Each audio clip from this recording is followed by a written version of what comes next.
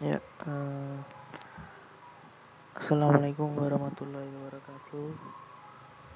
Nama saya Rahmadi Putranto, NIM 18000080045 dari kelas A. Saya dari slot pemrograman mobile Sabtu jam 9. Di sini saya akan menjelaskan tentang proses yang berhubungan tentang menu dan UI listener di Android Studio. Pertama di sini adalah di Android ini ada lebih dari satu cara untuk mencegah peristiwa interaksi pengguna dengan aplikasi saat mempertimbangkan peristiwa dalam antarmuka pengguna. Pendekatannya adalah menangkap peristiwa dari objek tampilan tertentu yang digunakan pengguna untuk berinteraksi. Kelas view menyediakan sarana untuk melakukannya. Dalam berbagai kelas view yang akan digunakan untuk menyusun layout, mungkin melihat beberapa metode callback publik yang tampak berguna untuk kejadian UI.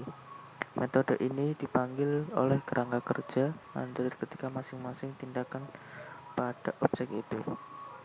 Misalnya, jika tampilan seperti tombol sentuh atau on touch event akan dipanggil oleh objek itu. Namun untuk mencegahnya harus memperluas kelas dan mengganti metodenya. Akan tetapi memperluas setiap objek tampilan untuk menangani kejadian seperti itu adalah tidak praktis. Karena alasan ini kelas tampilan juga berisi sekumpulan antarmuka bertumpuk dengan callback yang jauh lebih mudah didefinisikan. Antarmuka ini disebut event listener, merupakan tiket Anda untuk menangkap interaksi dengan pengguna UI. Walaupun akan lebih sering menggunakan event listener ini untuk interaksi pengguna, mungkin ada saatnya ingin memperluas kelas tampilan untuk membuat komponen custom. Mungkin ingin memperluas kelas button atau untuk membuat sesuatu yang lebih menarik. Dalam hal ini akan dapat mendefinisikan perilaku peristiwa default untuk kelas dengan melakukan kelas event handler. Yang pertama, event listener di sini merupakan antarmuka di kelas view yang berisi metode callback tunggal. Metode ini akan dipanggil oleh framework Android jika tampilan yang didaftarkan dengan listener dipicu oleh interaksi pengguna dengan item dalam UI. Yang disertakan dalam antarmuka event listener adalah metode callback berikut ini. Yang pertama ada onClick. Di sini dari view onClick listener ini dipanggil baik saat pengguna menyentuh item maupun memfokuskan pada item dengan tombol navigasi atau trackball dan menekan tombol enter. Yang kedua ada on long click.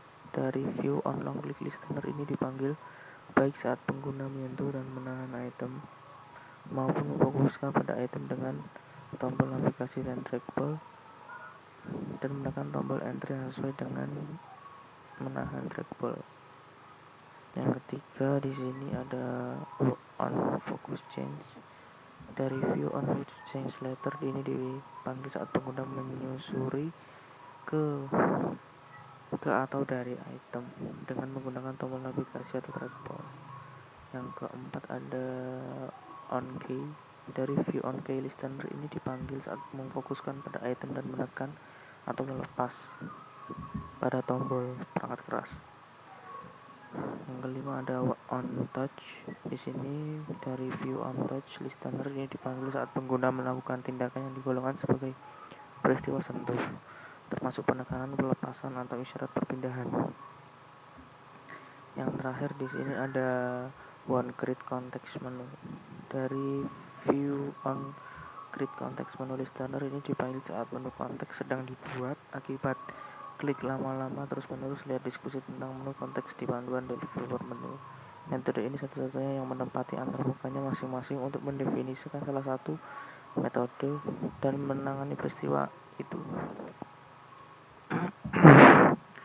Di sini saya mengerjakan contohnya ini menunjukkan cara mendaftar on click listener untuk button. Dan saya juga akan merasa lebih praktis mengimplementasikan one on click listener sebagai bagian dari aktivitas Hal ini akan menghindari beban kelas ekstra dan alokasi objek.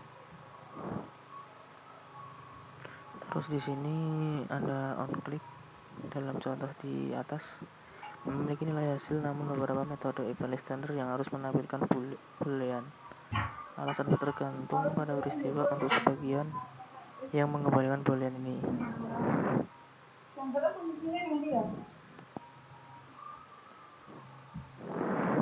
Peristiwa ini mulai dari atas hierarki tampilan, kemudian turun hingga tujuannya sesuai. Jika tampilan saat ini sedang fokus, maka